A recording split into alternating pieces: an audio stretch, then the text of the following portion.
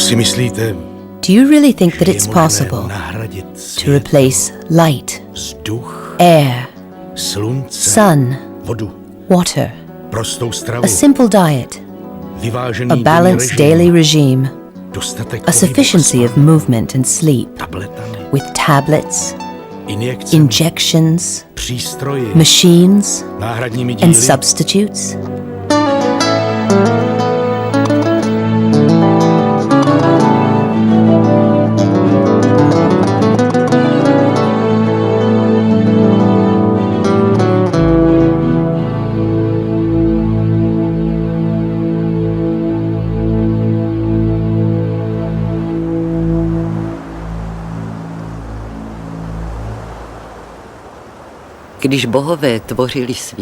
When the gods created the world, they forgot the land around Jeseník. All they had left over was some stones and clay, which they piled up into mountains and hills.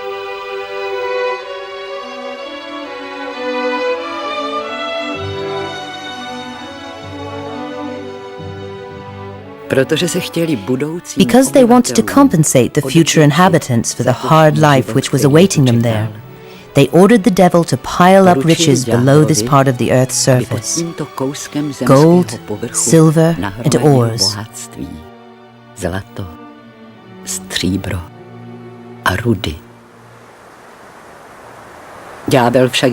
the devil put gold into the earth for only so long as the gods were watching him. When they weren't watching, he put granite into the earth instead and planted it beneath the whole region. The gods, deceived, became terribly angry, but since they could not right the wrong, they added what they had to spare: beauty. With their fingers they created valleys in the mountains, ordered the streams to freshen them with life-giving water, the trees to grow as high as they could.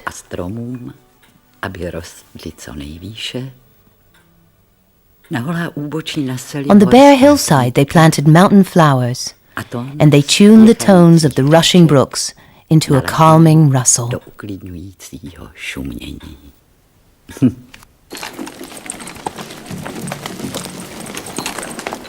In the mid-17th century, some people from the town of Friwaldov, today's Jeseník, built wooden houses on the Grafenberg mountainside so they could live closer to their fields. Still citizens of the town, they had grazing rights in the bishop's woods, without the statutory labor, though as mountain cottagers they had taken on a tough life.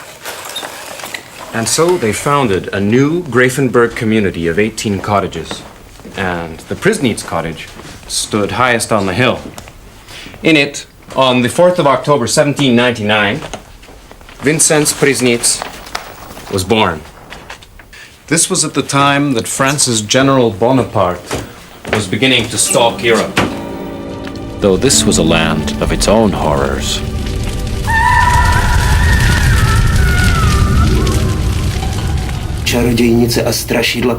Witches and phantoms once beleaguered Silesia in great hosts and in a terrible fashion.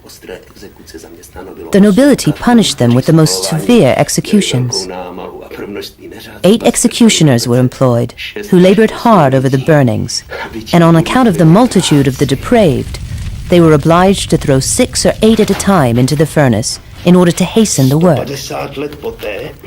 150 years later, however, a new enchanter has appeared, more terrible and more dangerous. A mischief maker and charlatan who has grown fat on the sufferings of others.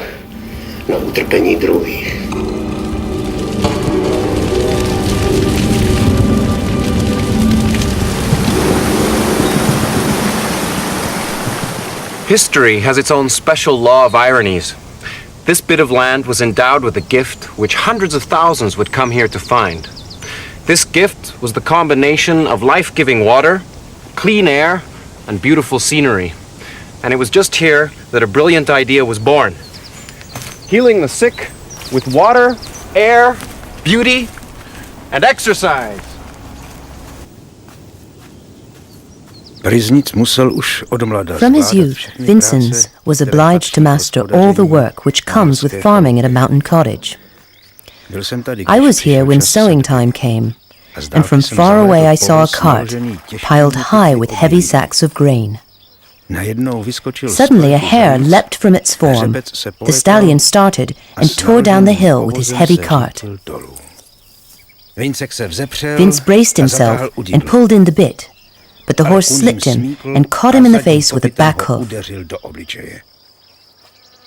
Vince fell right under the wheel of the cart, and it ran over his chest. He'll be a cripple for life. Nearly all his ribs are broken, and even if they'll mend, they'll give him trouble every time he tries to work. For his whole life. And otherwise, I don't know. It looks bad to me. Very bad. He's sick, and he must rest. Give him warm compresses with the herbs I will prepare for you. Boil them in red wine. Change them several times a day. And if you need to, send for me. Today, I'll take 1 gulden for travel, examination, and herbs.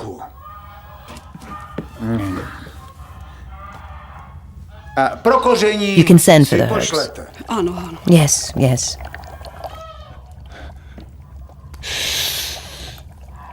Musíš to vydržet. You must be brave.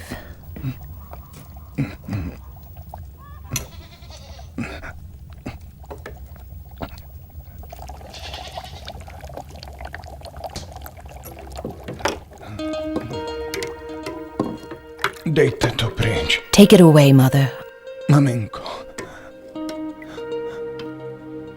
Prosím vás. I beg you. Namočte plátno Soak a cloth, do studené vody. then cold water. Prosím vás. Please. Co mám dělat? What should I do? Udělej, co chce. Do what he asks. Proč ho ještě trápit? If that bothers him,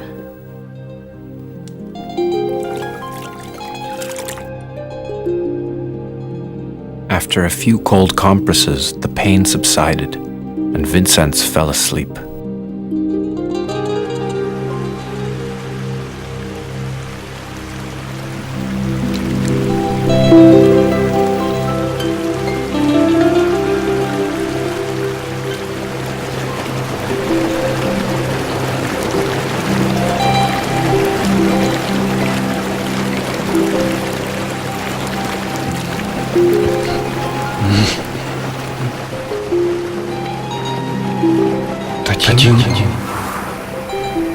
Tatínku. Father, Může se vodou vyléčit. can water heal? Může se léčit vodou. Ano, Yes. kteří Some farmers wash out the wounds of livestock with water. rány dobytku vodou. Prý to léčí. Apparently, it cures them. Voda. Water.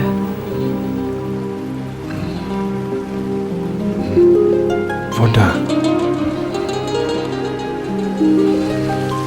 Voda.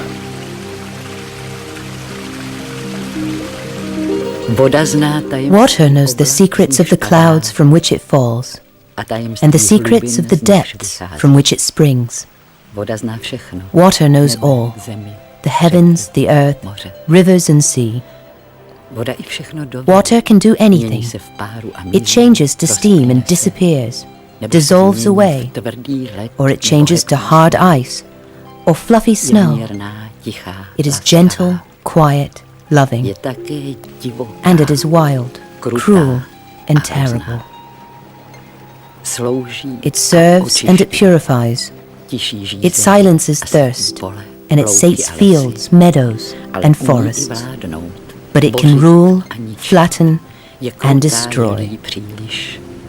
And without it, everything perishes. Without water, there is no life. Only in the right proportions, Water helps us, only in the right proportions.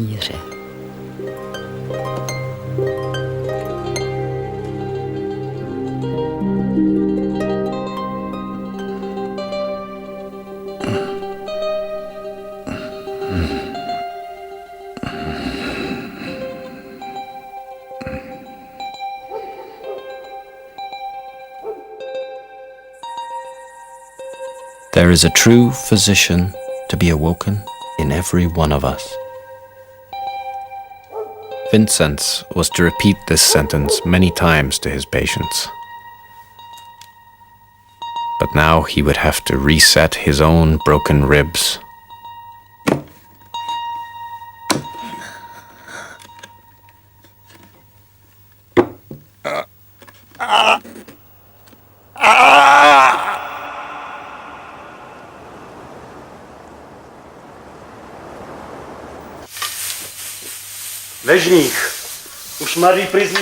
At harvest, young Priessnitz was helping again, and before the next spring, he was doing all the farm work just as before. For us, it was a miracle. A poor region, fraught with superstition, cut off from the world by its mountains. The kingdom of delusions, hatred, and envy. Vincenz's father owed his blindness to an herbalist. His elder brother, Josef, had died at the hands of a local healer. Few in this closed-off world could believe that Vincenz could heal himself with everyday water. You could only heal animals with that.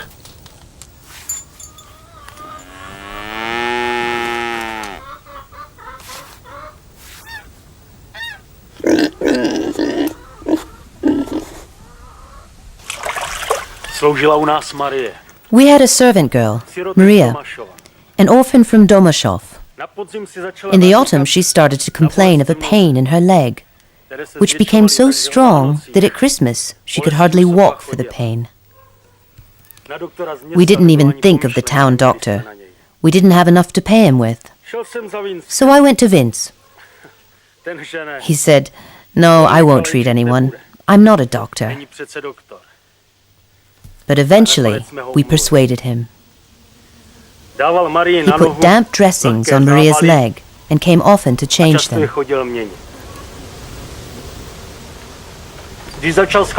When the snow began to melt, she was walking again, cleaning the house and feeding the cows. I told that story at the market, in Frivaldov, Domashov, everywhere I went.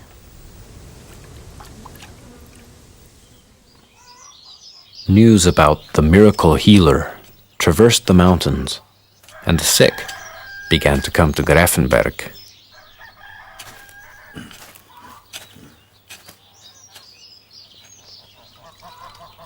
They brought what they could, some flour or maybe a goose, once in a while a shiny coin. And this inspired envy and indignation. Local healers and apothecaries in particular were losing business to Priessnitz.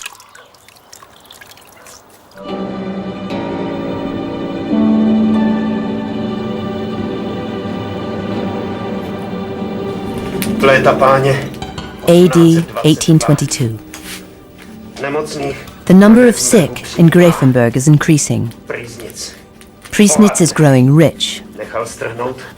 He has had his wooden family cottage pulled down and persuaded his own father to let a 2-story stone house be built on its place, the only one in the whole village. And in the downstairs room, he has put troughs where he bathes all these aliens in icy water.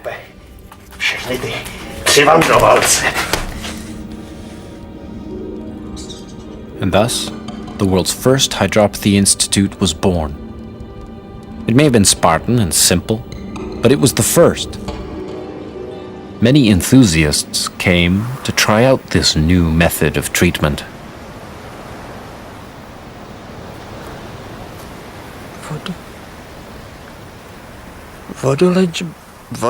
Hydrotherapy is boj the battle světla of light against Proti tmě. darkness. Against darkness. To ano, ale Yes, but the battle. boj The battle. světla. Svět vděčí za velmi důležité vynálezy. The world is thankful for the most important inventions and crucial discoveries not to scientists or masters in a certain field, but to laymen, often very simple people, chosen by fortune, chance, or the finger of providence to become the originators of a new order of things.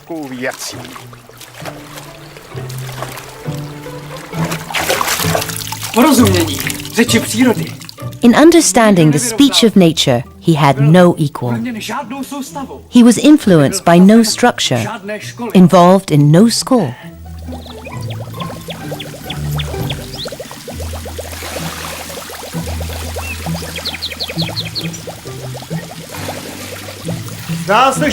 He seems to have been chosen by fate to open a new era in healing, to bring back the efforts of the healer to observe and exploit the pure forces of nature.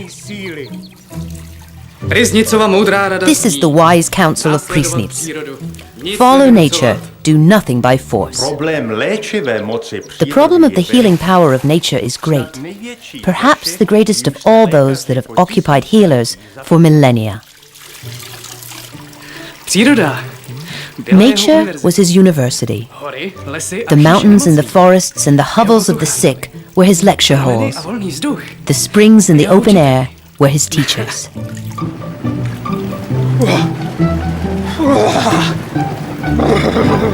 Je pravděpodobné, že Probably, kdyby byl uveden if he'd been do taken to škol, school, nikdy by he would never have neučil made these ty blessed požehnané discoveries. objevy.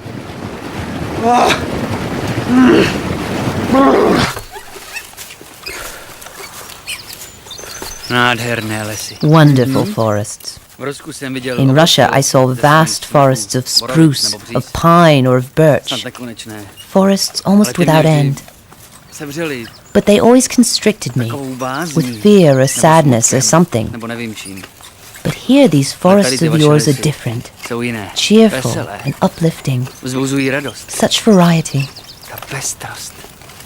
It brings To harmony, všechno ladí. exalts Opájí the heart srdce, and satisfies the soul. sytí duši.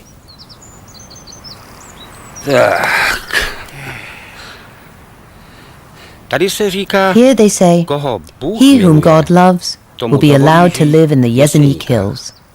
Moudré A rečení. wise saying.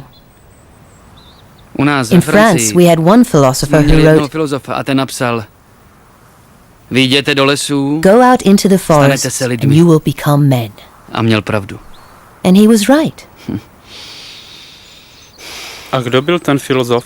Who was that philosopher? Jean-Jacques Rousseau.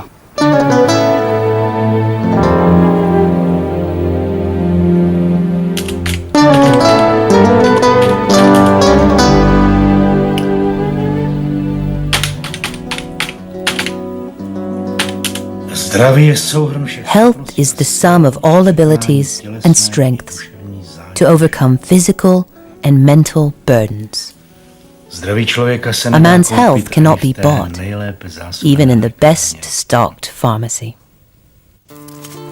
Soon, however, not even the new stone house was enough to stem the flow of incoming patients.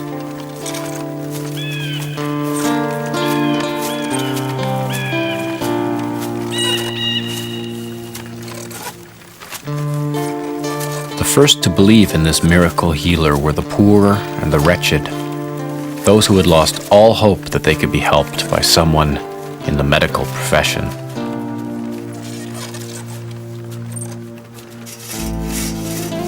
Vince offered to build rooms for the sick on our land.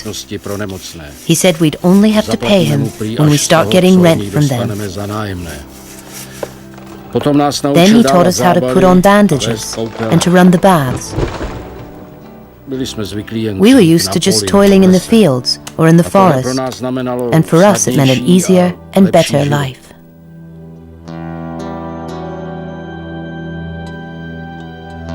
In 1825, there was more bad news for the Priessnitz family.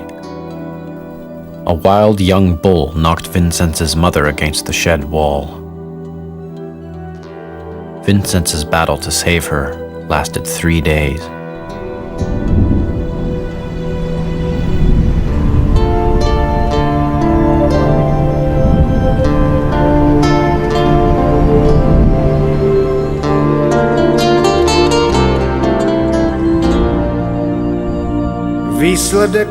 The result of the post-mortem requested by the Priessnitz family is as follows.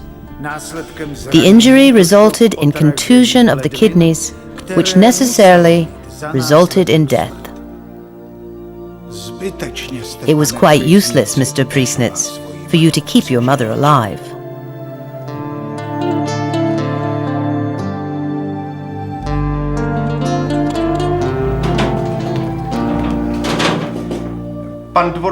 Court Councillor Dr. Schmidt, personal doctor to the Archduke Anthony of the imperial family, who has been sick for some time, requests consultation on a number of questions of hydrotherapy and therefore invites Mr. Priessnitz to travel at the expense of the imperial court to Vienna.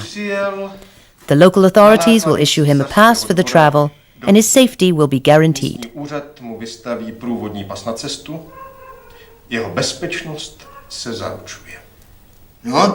Well, I wonder if the local doctors will dare to complain about Priessnitz now. Don't underestimate them, Mayor. I'm afraid that they have already found something else. And what, may I ask? The mushrooms he uses in his cures are apparently bewitched. But he bought them at the local market. The man in the street still believes in witches. If they could, they'd burn him. For safety's sake, we'll have those mushrooms confiscated. He opened all my windows one by one, so that even the lime tree twigs against the evil eye fell to the ground. He's going to treat the emperor himself. He tells me to send my sick daughter with the cows to the pasture. He says the cows will have more milk then, and my daughter will be healthier too. What nonsense!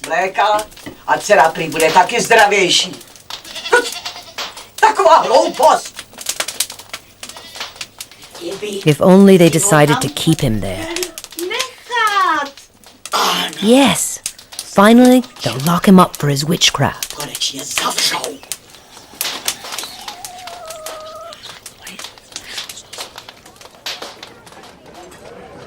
Mr. Priessnitz, what is the basis of your treatment? To encourage and strengthen the life force in a man. And which materials do you use? Water, first and foremost. Water, you say? Yes, water. But such water as obliges the body to act for itself, which can only mean cold water. Cold water obliges the body to produce its own heat, and with that heat, the desired life force increases. Warm water blunts the activity of the organs, nor is ice a cure. Ice is dead matter, whilst water is full of the living spirit. Ice is death, and water is life. What is your theory of illness? I believe that all illnesses are caused by bad juices and bad substances in the body. Bad juices arise from a disordered life, and bad substances from foreign bodies, particularly medicines. And so you give no medicines to the sick? Medicines are foreign to the body. I cure with time and fresh air, movement, work, and good food. What does that mean in practice? In nature there is a rule, either or. I want every person who comes to me to take upon himself the responsibility for his health. People know well what harms them and what is good for them. Health cannot be bought. It requires your own daily care, will, and self-restraint, which is what I call character. A person who does not have such character, or who does not wish to strengthen his own weak character, let such a person avoid hydrotherapy. Your words resemble those of a French philosopher, Jean-Jacques Rousseau. He also emphasized the need for man's return to nature. Yes, that is good sense. Yes. Mr. Rousseau is not a favorite at this court. On Baron Hofbauer, whom you treated, and particularly on his wife, I remarked the effects of your treatment. Both of them returned as quite different people, with a will and an appetite for life. For this reason, I wish to talk to you.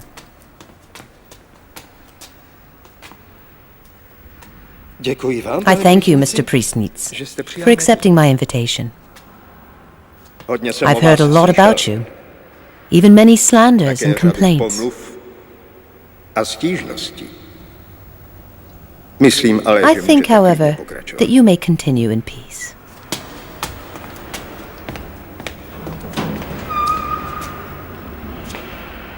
The Archduke was also most curious about you.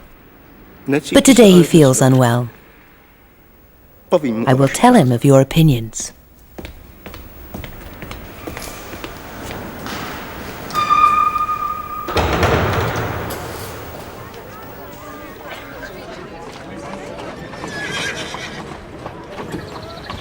A host of important personalities started coming to Grafenberg. Here they discovered a way of life completely new to them. They returned home newborn, full of energy and elan, telling the story of a man who used a new organic method to restore health and joie de vivre.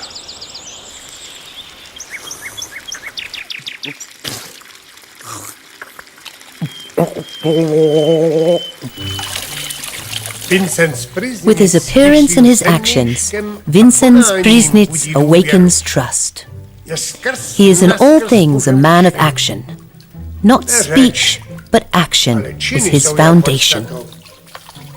Everyone who knows Priessnitz must recognize that he is a born healer, and that in him are joined two characteristics: genius and a healthy understanding of people.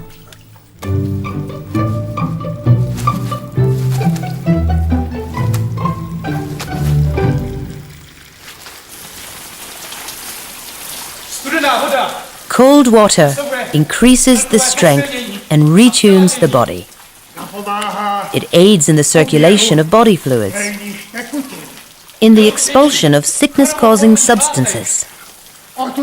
It stiffens and strengthens the will.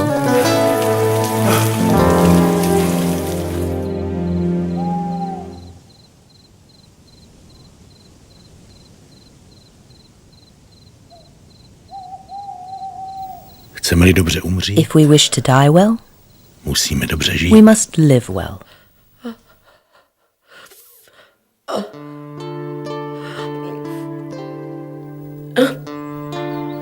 After his mother's death, the absence of a woman was felt in Grafenberg.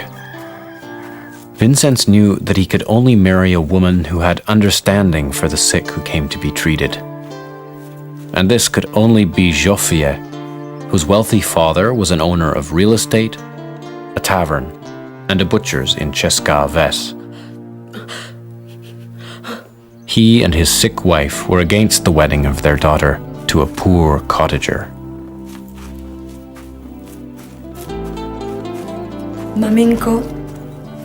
Mother, do you really not wish to call Mr. Priessnitz? I think that he would help you.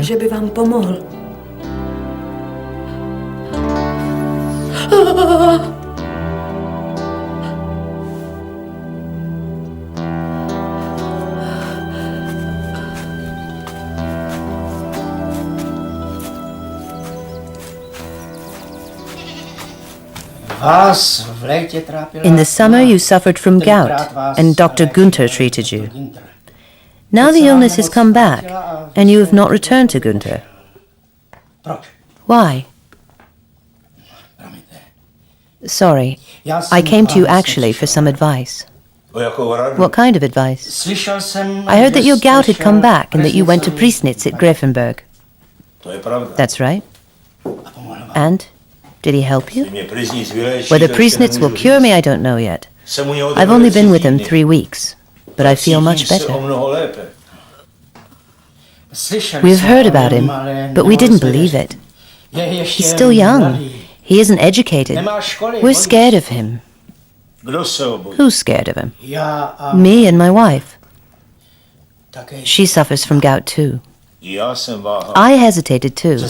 After all, he's not a doctor, and all those rumors about him. He was in Vienna at the court, you know. So I said to myself, if he's good enough for an emperor or an archduke, he must be good enough for a miller in Bukovice. I went to see him and I don't regret him. But they say he's a charlatan. Yes, they say so. But you just have to meet him. From my trade, I know people. And I know who is honest and who is playing games with you. With Priessnitz, it's strange. He listens to you. He hardly says a word. He just looks at you, carefully, concentrating, until you feel as if he can see inside you, that he can read your thoughts. Then all at once, you start to confide in him. You open up. It's the first time I've ever had such a feeling. An enchanter, that's what they say.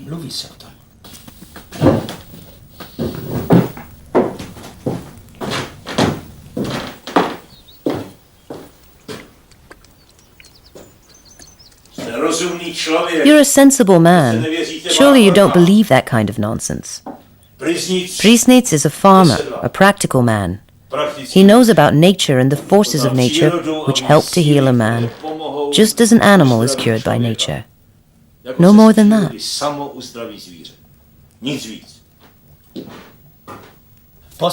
has sent the matchmaker to us. He wants my younger daughter. And what about you? My wife is against it. Mr. Alderman, persuade her to go and be treated by him. And then you decide. If I had a daughter, I would be delighted with such a bridegroom.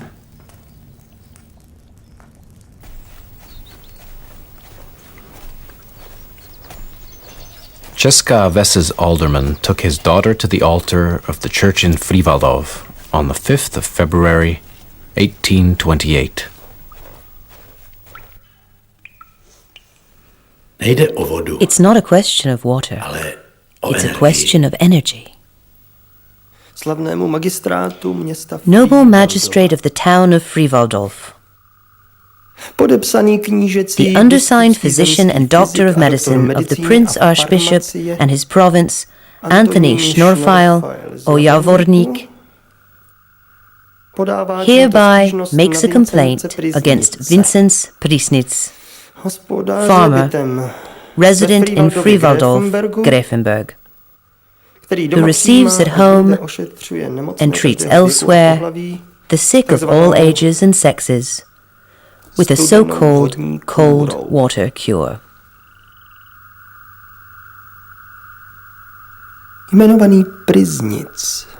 The aforementioned Priessnitz, in mockery of the law of the province, plays dangerously with the lives of his fellow citizens.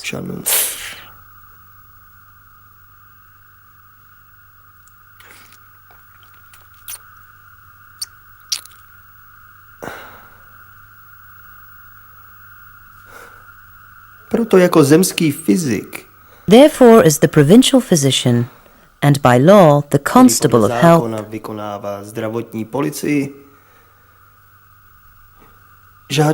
I request and suggest that the magistrate act against the aforementioned with all strength and forbid his activities.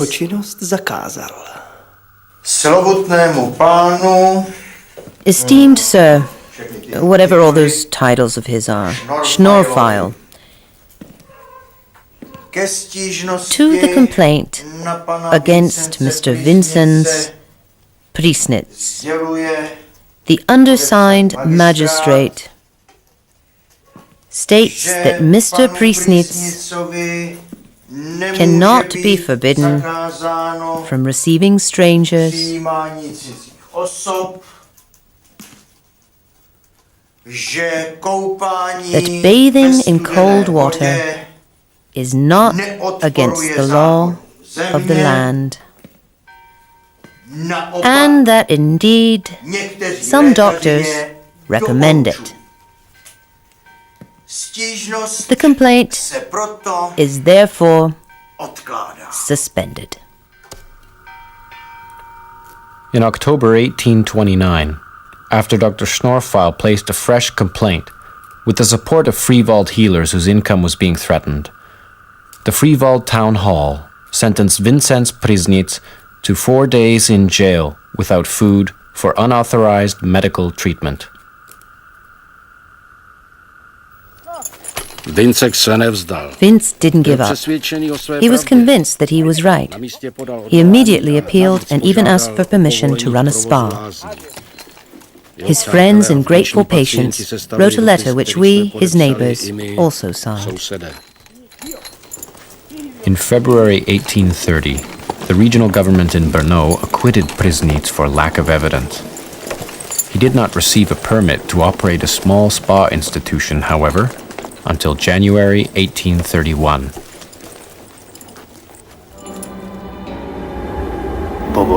His professional license has, thank God, been officially limited to the cleansing of the body and to welcoming house guests. And most importantly, he has been placed under the surveillance of the medical practitioners of Friwaldov, Doctors Günther and Dietrich. The charlatan is displeased, but already he has begun the construction of another stone house. I need 20 new bedrooms, a dining room, new baths. Hydrotherapy is the battle of light against darkness. That's true.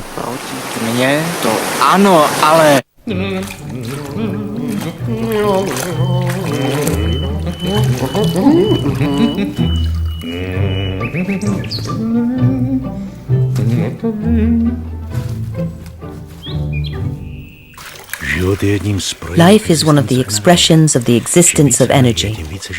The more energy, the more life. There's nothing simpler for the stimulation of energy than water. Priessnitz knew it better than anyone else in the world. Contemporary medicine places the patient in an ever more passive role.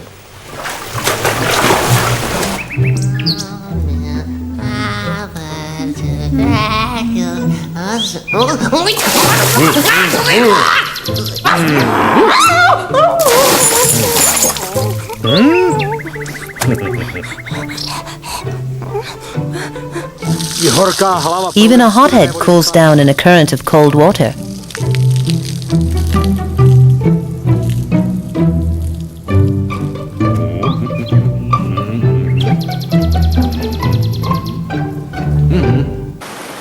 Mr. Priessnitz! Mr. Priessnitz! Please reveal to me how you came up with these cold bandages. Captain Sedlisky came to me. Sedlisky? The one who fought against Napoleon? Yes, in the Battle of Austerlitz he suffered severe injuries and nervous shock. But he was treated by Dr. Schnorfile. Treated? The doctor gave him tranquilizers, but his chronic insomnia remained. So, what was the cause of his problems? In the insufficient activity of the epidermis, in the inefficiency of his breathing. And this insufficiency prevented his body from perspiring. I bandaged his whole body in damp, yes, squeezed cloth. Then I wrapped him in a dry sheet and thick blanket, and covered him with a quilt. On his head, which was already perspiring, I put a cool, damp cover, which we often changed. Yes, yes. After a few hours, the captain was swimming in perspiration. And then they say he fell asleep and slept 3 days. Now, everywhere he goes, he says he'd like to go to war with Napoleon again.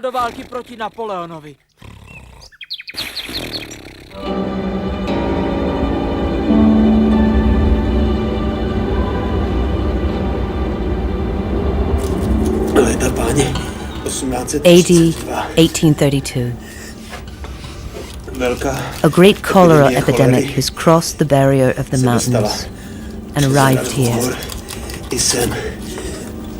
It is an exceptionally infectious disease. The death toll is terrible. There is hope of recovery only for those who are helped in the first hours of illness, as soon as the symptoms appear. Nausea, a dull headache, general weakness, pressure below the heart and in the stomach, vomiting, watery diarrhea, internal fever while the skin on the body and especially on the hands and feet is icy cold. There is still no reliable means of treating cholera. The Russian Tsar has offered a reward of 25,000 guilders for anyone who finds a cure, but no one has claimed the reward. I recommend wearing a flannel belt, carrying balls of resin, wiping the floor with chloride of lime, rinsing the hands in a solution of vinegar. A warm iron should be pressed on the soles of the feet, and on the abdomen a pouch with hot sand. The hands should be rubbed with a kerchief. A compress of grated horseradish and ground pepper mixed with spirit should be prepared and placed on the chest, and perhaps, only in the most serious cases, a little opium.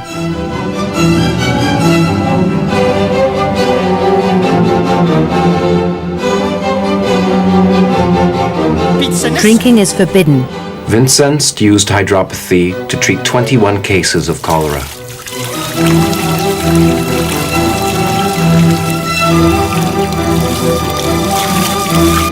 Vincenz!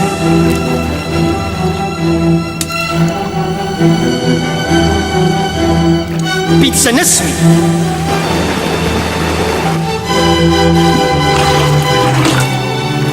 Vincenz! Vincenz! Vincenz! Vincenz! Vincenz!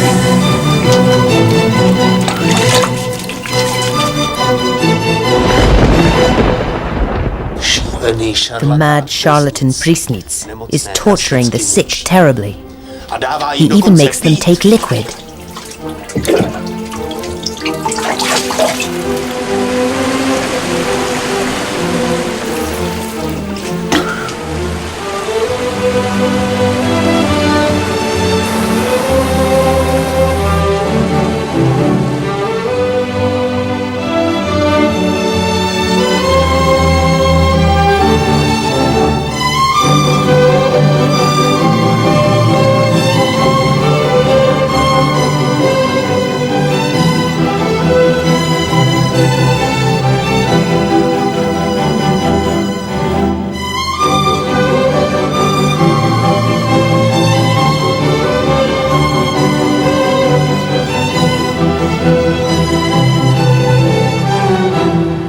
In Dr. Schnorfeil's town of Javorník, 134 people died in 3 months.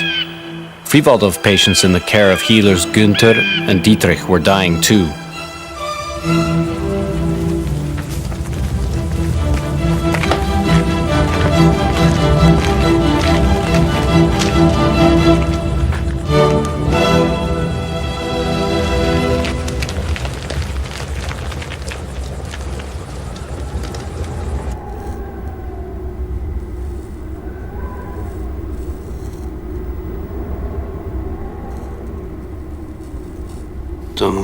Not one of that charlatan's patients has died.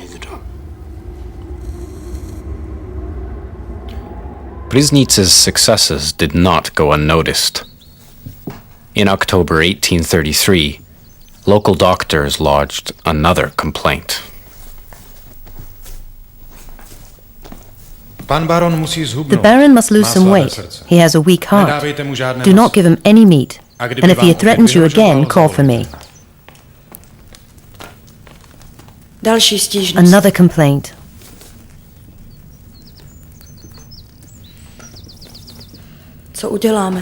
What shall we do? My dear, as long as people leave us cured, our hydrotherapy has nothing to fear.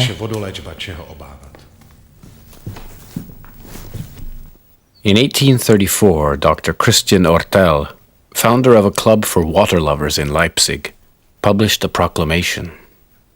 To all governments of the German states, Priessnitz is the famous name of that man whose example gave me the impulse and the courage, so that for health, that every sickness, if it's at all curable, may be cured in the suffering people who turn to you. For Priessnitz's experience proves without the long-lasting, expensive, uncertain and unsafe use of medicines, simply with the use of fresh spring water, blessedly, surely, without danger. The establishment of hydropathic institutes will certainly be worth it. It will help to empty the hospitals. It will ease the strain on military hospitals. And the state will save hundreds of thousands of guilders a year.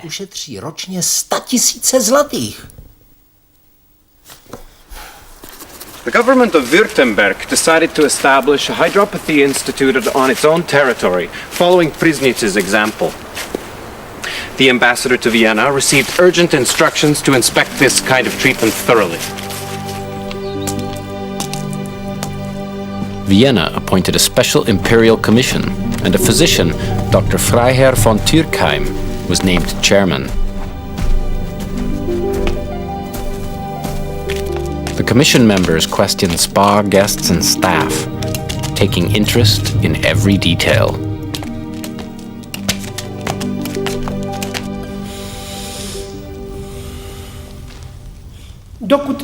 While Priessnitz was treating the sick by dressing them with cold compresses and bandages on the affected areas, or wiping them with a sponge, he was using a treatment which has been known for many years.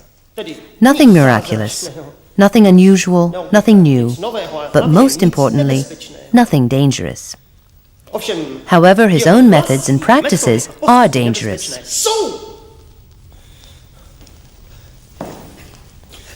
His so-called cold cure, which is supposed to serve in the treatment of chronic illnesses, is equivalent to murder. Is equivalent to murder. For he leaves the poor sick. For he leaves the poor patient in peace at home, in bed, to sweat until his mattress is sodden, and then takes him out and immerses him in icy, and then takes him out and immerses him in troughs of icy water. That is a serious intervention in the functioning of the entire organism, which cannot be without grave. That is a serious intervention in the functioning of the entire organism, which will certainly have grave consequences. Furthermore, he transgresses all professional licenses and does not respect the advice of his supervisors. And therefore, I request that all his activities be forbidden. I request that he be indicted for menace to health and life. I request that he be stripped of all his wrongfully gained property.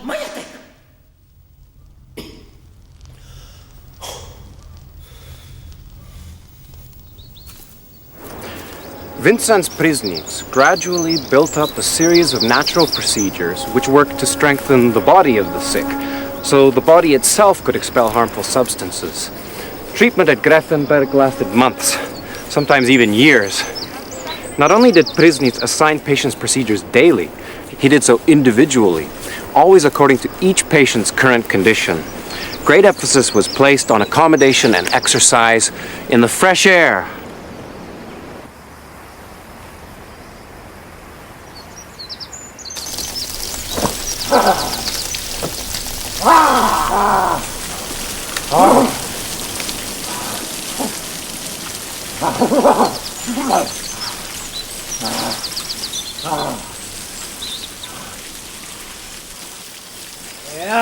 Kdyby mě vzali vodu, If they took away my water, léčil bych I would treat vzduchem. people with air. The Imperial Commission stayed at Grafenberg for 8 days. Priessnitz is no ordinary man. Even his enemies must admit that. He is not a charlatan. Not a charlatan, but a man who is filled with the purest efforts to help men. And in this he has the benefit of remarkable talents. Is the number of those who call Priessnitz a charlatan and a man of profit so insignificant? Je jen nepatrný!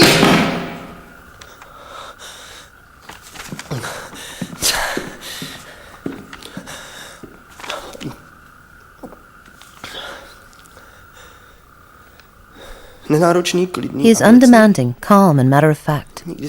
Never boasts. Helps his patients tirelessly, day and night. Can empathize with others. Is loving, but carries out his cures strictly and systematically.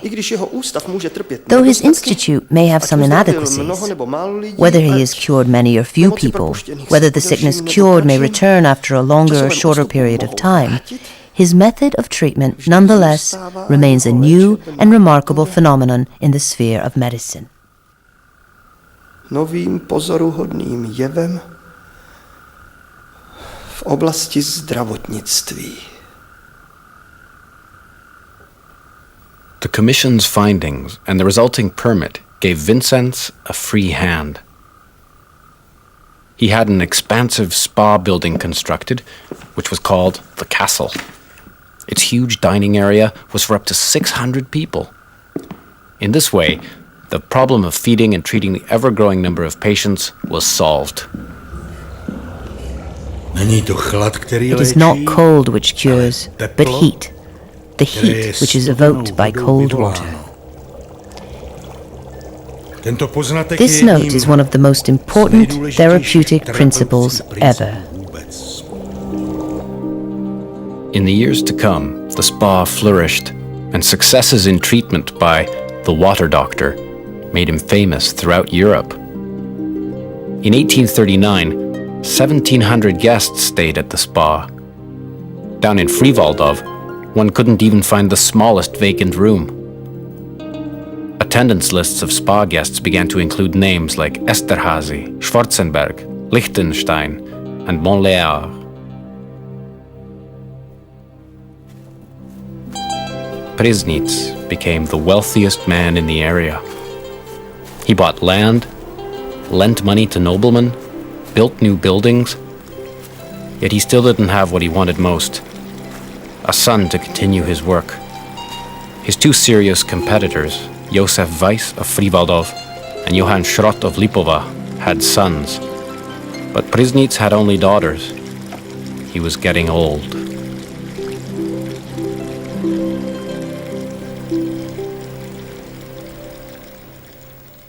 The Enlightenment, the age of reason and knowledge, had awoken in humankind new powers and new needs. These new powers were in the form of hundreds of new technological inventions. Such innovations as the steam engine and the plow made people's lives easier. And by shortening distances with the locomotive and the telegraph, they were closer together. But it was Vincenz Priessnitz who, after the long, dark ages, put into practice our need to return to nature.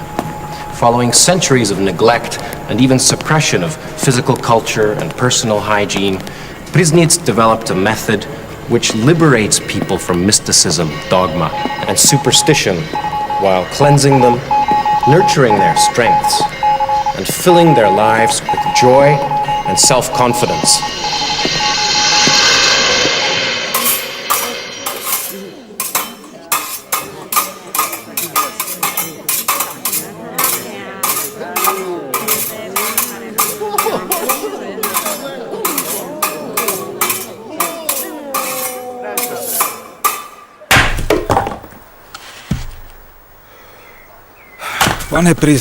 Mr. Priessnitz, why are you doing that?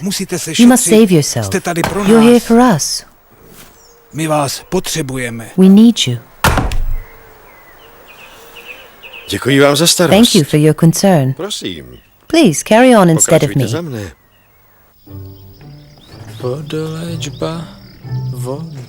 Hydrotherapy. hydrotherapy is the battle of light against darkness.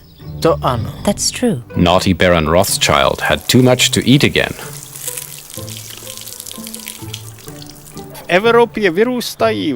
Institutes of hydrotherapy are springing up in Europe like mushrooms after a rainstorm. Various entrepreneurs see a chance of becoming rich quickly in the new discovery. Without properly knowing the principle of hydrotherapy, the power of water and its correct use, they are starting to build institutes. And knowledge is replaced by fame. Such institutes closed down almost as soon as they opened. Their legacy was outrage, and worse, health problems and mistrust in hydrotherapy. After the initial enthusiasm, a period of sobriety was bound to follow. The magic of the new disappeared, and people discovered what Priessnitz had said from the beginning, that hydrotherapy has its limits, that it isn't a miraculous elixir of life. At the order of the King of Bavaria, I stayed here in Gräfenberg. We wanted to establish an independent chair of hydrotherapy at Munich University. I have been named its first director.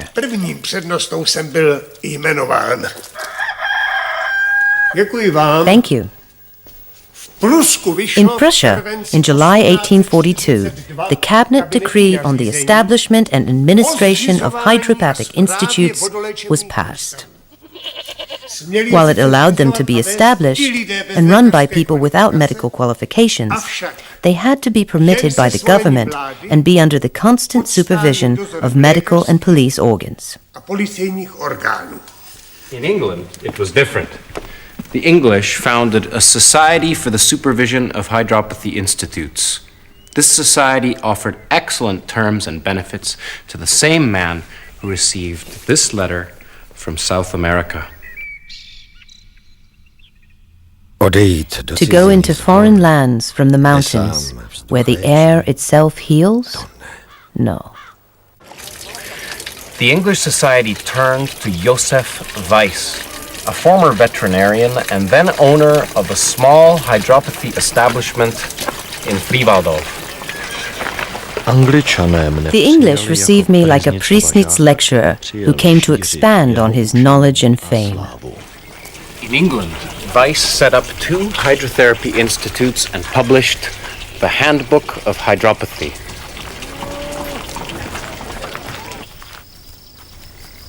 Not all of Priessnitz's competitors and followers were able to acknowledge who was the real originator of these thoughts and methods. Lidé, i nemá tvář, společný nápoj, kdy spili. Náhle. Once man and wordless creature drank a common draught. But sudden in his pride, from water man made strange, and sank in sickly bonds of worry. Then Priessnitz came to resurrect the power of healing water, and wondrous again in strength and youth of old, the seed of man will rise. Thanks to Priessnitz, benefactor of mankind, are awarded by the grateful Magyars, and from the life-giving waters of Gräfenberg, salute their fellow countrymen who will come after us to drink here.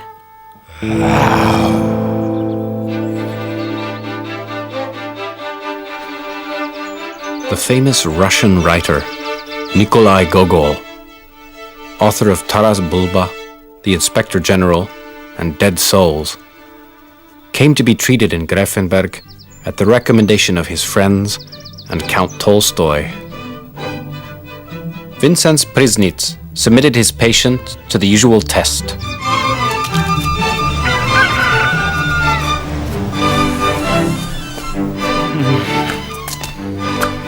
The initial test is to show the reaction of the patient, which I investigate on his skin. In the baths, he is first immersed in warm water, then his skin is lightly rubbed to increase the flow of blood.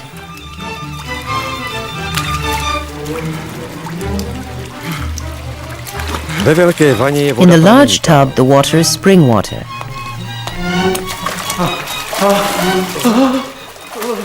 Yes, it's cold. but it's only for one moment. Then back into the warm water again, which is already much more agreeable. Mr. Priessnitz, when will I be well? Don't ask when, but if. You'll be well if you are patient, very patient. Your illness did not arrive at once, nor can it leave you at once. But I have important work to do. Forget about that for now. When you're healthy, you'll catch up. It's up to you. Only up to you.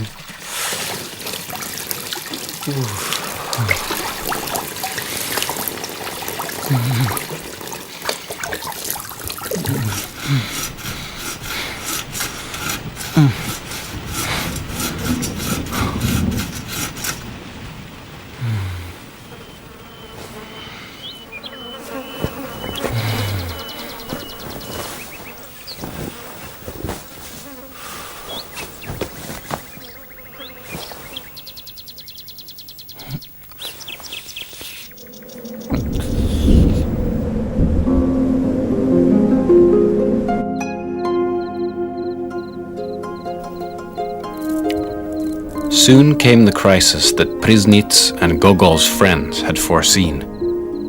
Gogol fell victim to insomnia, depression, new fears for the loss of his creative powers, and guilt about time wasted not writing. He wanted to finish the second part of Dead Souls, which he had already burned several times.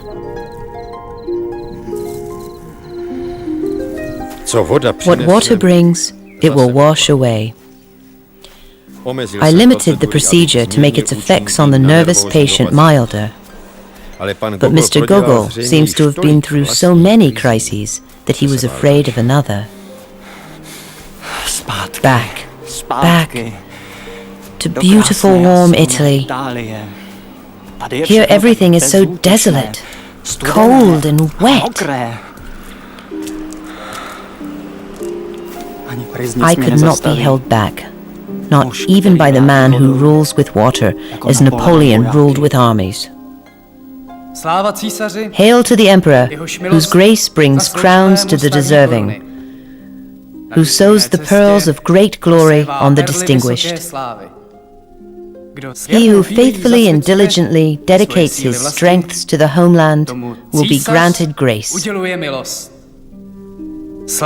Hail to the Emperor Ferdinand.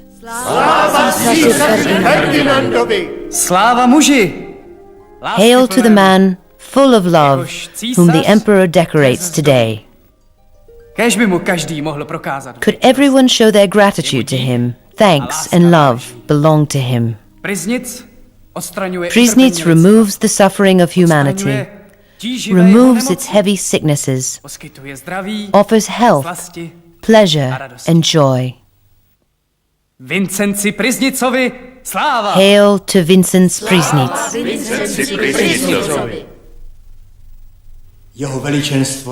His Majesty the Emperor of Austria decorates Mr. Priessnitz with the Gold Medallion of Service, First Class, the highest decoration for a civilian, and one which no one in Austria Silesia has received before him.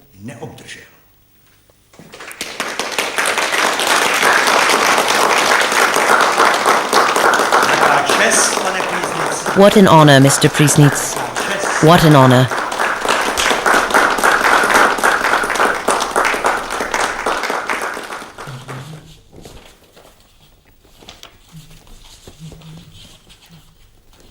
Priessnitz was a Catholic, but he entrusted the care of his daughters to Rosalia Kaltfeld, a Swiss Protestant.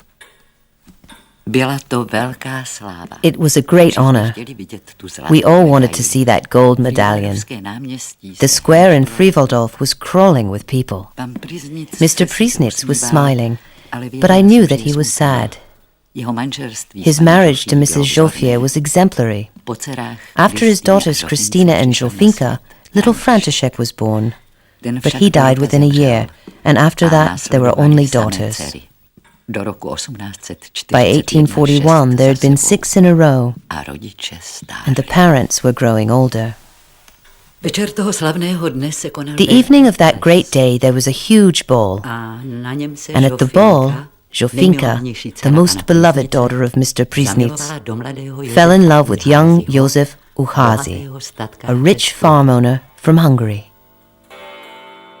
2 days after Zofia's wedding, Priessnitz collapsed and remained unconscious for many hours.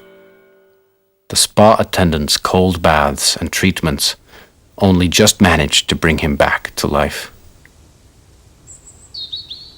Priessnitz's son, Vincenz Pavel, was born in June 1847.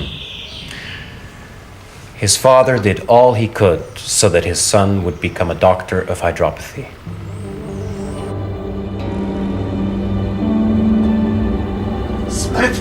Death in Greifenberg. Priessnitz's patient, Major Enhuber, has hanged himself in the forest. The charlatan's so-called hydrotherapy caused the graceful soldier nothing but putrid ulcers on his legs. His mind could not bear this further torture, and he took his own life. Surely, this will be the end for Priessnitz.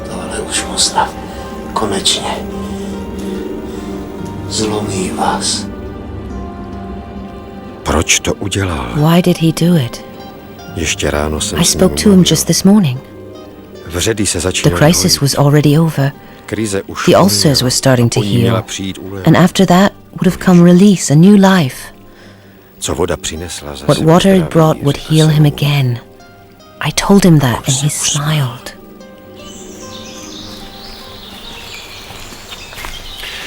A suicide was not allowed a proper burial.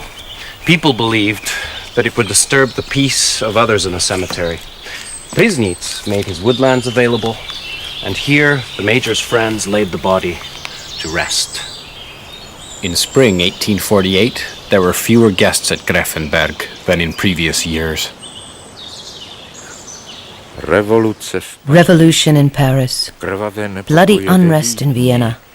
The Magyars and the Czechs are asking for a constitution. Windischgrätz stamped out the Prague uprising with blood.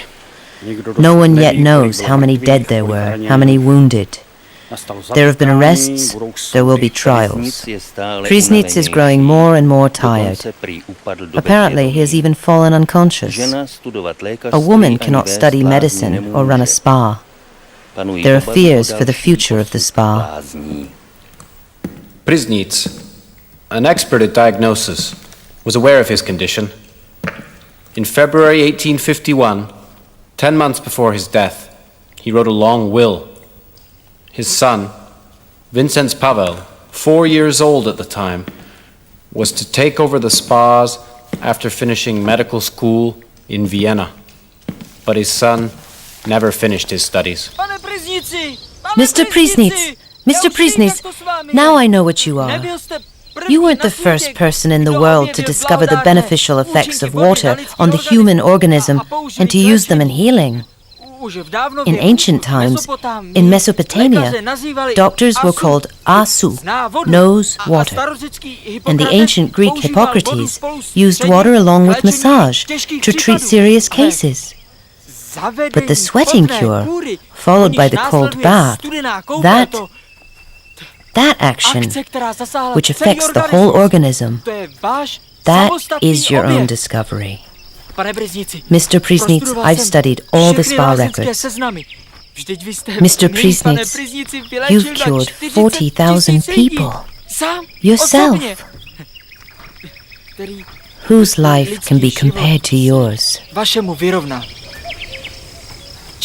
For 4 years, I've been seeking the definition of your hydrotherapy, Mr. Priessnitz. And have you found it? Yes, here. Hydrotherapy is the victory of light in the battle against darkness. Yes, victory. Vincenz Priessnitz was a German-speaking citizen of Austrian Silesia. His treatment was as strict and conscientious with the poor as with the rich, be they Polish, German, Czech, Italian, Russian, French, Hungarian. If at the time the idea of a united Europe had had the support it does now, Priessnitz would certainly have been recognized as a practicing European.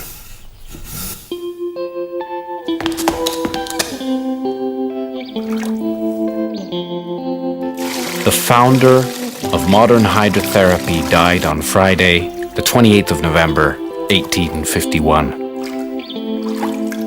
In his short life, he had built a well-run, and for its time, unusually modern spa institution. Priessnitz was not a charlatan, and proof of that can be given by philosophy, not by medicine. Over 400 different books have been written on him and his methods, in many different languages. He himself wrote none of them. I leave behind me three great healers: water, movement, and sobriety. It is perfectly just that a new epoch in hydrotherapy should be dated from the appearance of Vincenz Priessnitz. Priessnitz was a born healer, a true priest of nature. It will be a long time before he is recognized for what he was, the Columbus of medicine.